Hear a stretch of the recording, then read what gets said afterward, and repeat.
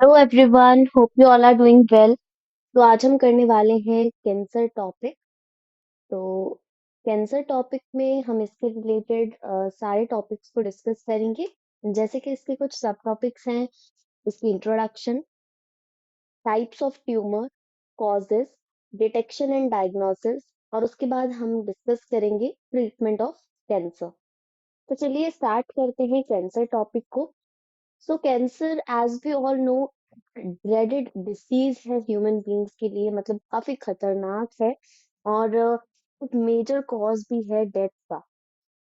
यानी कि बहुत से लोग जो हैं वो कैंसर के कारण मर जाते हैं हर साल। मतलब मिलियंस ऑफ लोग हैं जो हर साल कैंसर के कारण मरते हैं। और एक खास बात है कि कैंसर एक नॉन इन्फेक्शियस डिसीज है। सो अगर हमें कैंसर और एड्स के बीच में डिफरेंस बताना हो, तो एड्स एक इन्फेक्शियस डिसीज है, जबकि कैंसर एक नॉन इन्फेक्शियस डिसीज है। उसके बाद यहाँ पे बताया गया है कि एक्चुअल में कैंसर में होता क्या है। ठीक है।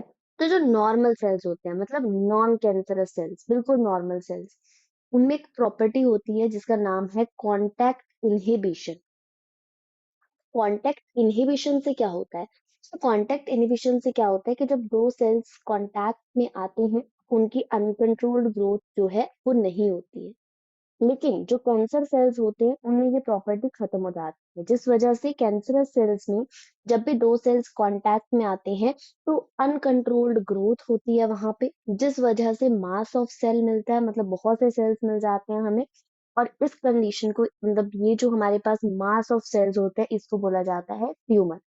तो आई होप अब आपको ये क्लियर हुआ होगा that what is a tumour. तो tumour is a mass of cell that is form due to uncontrolled growth of cancerous cells due to loss of property of contact inhibition।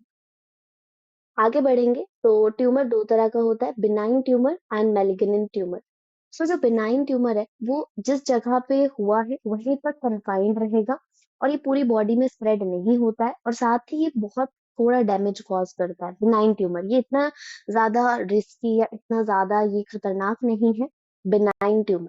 लेकिन वही दूसरी ओर malignant tumour जो है, उसे हम लोग new plastic या ट्यूमर सेल्स भी बोलते हैं वहां पे हम। जो उसमें मास ऑफ प्रोलिफरेटिंग सेल्स होते हैं उनको। तो इसमें क्या होता है कि यहाँ पे होता कुछ ऐसा है कि ये सेल्स जहाँ पे ग्रो कर रहे होते हैं वहां पे इसको बहुत रैपिडली ग्रो करते हैं, और साथ ही सराउंडिंग नॉर्मल टिश्यूज को भी डैमेज करते हैं। और साथ ही ये क्या करते हैं, नॉर्मल सेल्स के न्यूट्रिएंट्स भी खुद ले लेते हैं। उनको जो है स्टार्व करना पड़ता है न्यूट्रिएंट्स के लिए, जो बहुत जरूरी है। और ये ब्लड के थ्रू अलग अलग जगह पहुंच जाते हैं बॉडी में। ठीक है। और वहां जहां पे भी ये नई जगह जाते हैं, मेलिग्नेंट ट्यूमर, वहां पे एक नया ट्यूमर स्टार्ट कर लेते हैं। और ये जो प्रॉपर्टी है ब्लड के थ्रू दूसरी जगह जाके नया ट्यूमर बनाना, it is called as metastasis. और ये मेलिग्नेंट ट्यूमर की सबसे ज्यादा खतरनाक प्रॉपर्टी है। So benign tumour and malignant tumour में सबसे ज्यादा जो डैमेज कॉज करता है वो है मेलिग्नेंट ट्यूमर, और मेलिग्नेंट ट्यूमर सबसे खतरनाक भी है। तो आई होप ये क्लियर है हमें कि ट्यूमर क्या है, ट्यूमर की टाइप्स क्या है, और इसमें से खतरनाक वाला ट्यूमर कौन सा है। सो कमेंट सेक्शन में जरूर बताइएगा कि benign tumour and malignant tumour में ज्यादा खतरनाक कौन है। सो चलिए आगे बढ़ते हैं। तो कॉजेज ऑफ कैंसर। कैंसर जो है उसमें अनकंट्रोल्ड ग्रोथ होती है, बट सेल्स कई बार तो नॉर्मल फंक्शन कर रहा है। और जब कैंसर हुआ होता है तब कैंसरस सेल्स जो है वो कांटेक्ट इनहिबिशन की प्रॉपर्टी जो है उसको खो देते हैं। ऐसा क्यों होता है? ऐसा इसीलिए होता है क्योंकि कुछ एजेंट्स हैं जो ऐसा करवाते हैं, जैसे कि वो फिजिकल एजेंट हो सकता है, केमिकल एजेंट हो सकता है, बायोलॉजिकल एजेंट हो सकता है। और ये जो एजेंट्स कैंसर कॉज करते हैं इनको बोलते हैं हम कार्सिनोजेन्स। अब कार्सिनोजेंस हमारे पास जैसे कि आयोनाइजिंग रेडिएशंस हो गई, एक्स रेज हो गए, गामा रेज हो गए, या फिर नॉन आयोनाइजिंग रेडिएशन जैसे यूवी रेज हो गई। तो ये सब जो है कैंसर कॉज करते हैं। और बाकी कार्सिनोजेंस जो हैं वो टबैको स्मोक के अंदर भी प्रेजेंट है, जिसकी वजह से लंग कैंसर होता है। तो आई होप ये क्लियर हुआ हमें कि कैंसर जो है उसके कॉजेस क्या क्या है। तो इसके physical, chemical and biological agents हैं, यानी कि कार्सिनोजेंस है। आगे बढ़ते हैं। कैंसर की डिटेक्शन कैसे होती है? सो कैंसर की डिटेक्शन के लिए हमारे पास एक तरीका है, बायोप्सी। तो biopsy and histopathological studies in case of leukaemia होता है ब्लड कैंसर। बायोप्सी में क्या किया जाता है, बायोप्सी में नीडल के थ्रू पीस लिया जाता है स्किन को, और उसको फिर जो है उसको डायग्नोस किया जाता है।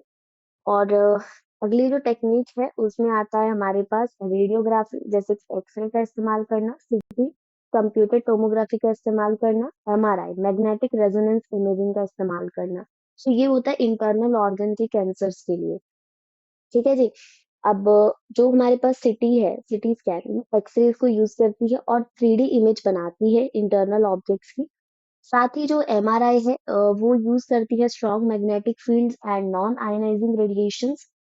सो ये हमारे पास कुछ तरीके हैं कैंसर को डिटेक्ट करने के लिए।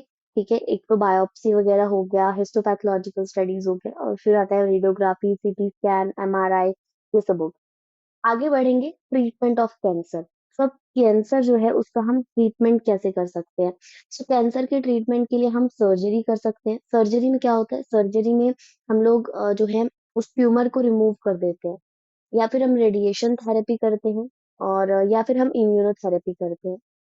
रेडियोथेरेपी में क्या होता है, tumour cells are irradiated lethally, taking proper care of normal tissues surrounding the tumour cells. तो ट्यूमर सेल्स जो है उनको लीथली इरेडिकेट किया जाता है रेडियोथेरेपी में, लेकिन ध्यान दिया जाता है कि नॉर्मल सेल्स को कोई भी डैमेज ना हो। नेक्स्ट हमारे पास कुछ कीमोथेरेपिक ड्रग्स भी हैं जो कैंसर सेल्स को किल करती हैं।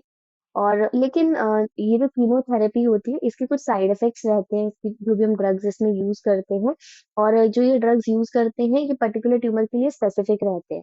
तो साइड इफेक्ट्स होते हैं हेयर लॉस, अनीमिया, अनीमिया होता है ब्लड लॉस होना, तो हेयर लॉस हो गया, अनीमिया हो गया। ये सब जो है साइड इफेक्ट्स है कीमोथेरेपी में यूज होने वाली ड्रग्स के। और ड्रग्स जो है वो स्पेसिफिक होते हैं पर्टिकुलर ट्यूमर के लिए। मोस्ट कैंसर्स जो होते हैं उनमें ट्रीटमेंट के लिए सर्जरी, रेडियोथेरेपी एंड कीमोथेरेपी तीनों का इस्तेमाल किया जाता है। नेक्स्ट हमारे पास आता है कि tumour cells have been shown to avoid detection and destruction by immune system. अब तो therefore patients are given substances called biological response modifiers such as alpha interferon which activate their immune system and help in destroying the tumor.